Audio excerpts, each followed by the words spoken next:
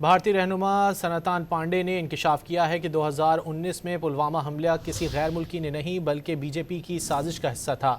بھارتی news agency ANI کے مطابق بھارتی رہنما سناتان پانڈے نے دعویٰ کیا ہے کہ بی جے پی نے عوام سے جھوٹ کو چھپانے کے لیے پلوامہ حملے کی سازش کا ڈھونگ رچایا۔ سناتان پانڈے کے مطابق آج تک بی جے پی یہ نہیں بتا سکی کہ حملے میں استعمال ہونے والا RDX کہاں سے آیا۔ مودی حکومت عوام کے جذبات بھڑکا کر اقتدار حاصل کرنا چاہتی ہے۔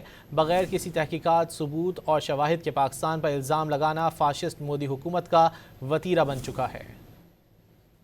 بھارتی رہنما سناتان پانڈے نے انکشاف کیا ہے کہ 2019 میں پلوامہ حملہ کسی غیر ملکی نے نہیں بلکہ بی جے پی کی سازش کا حصہ تھا۔ بھارتی نیوز ایجنسی ANI کے مطابق بھارتی رہنما سناتان پانڈے نے دعویٰ کیا ہے کہ بی جے پی نے عوام سے جھوٹ کو چھپانے کے لیے پلوامہ حملے کی سازش کا ڈھونگ رچایا۔ سناتان پانڈے کے مطابق آج تک بی جے پی یہ نہیں بتا سکی کہ حملے میں استعمال ہونے والا RDX کہاں سے آیا۔ مودی حکومت عوام کے جذبات بھڑکا کر اقتدار حاصل کرنا چاہتی ہے۔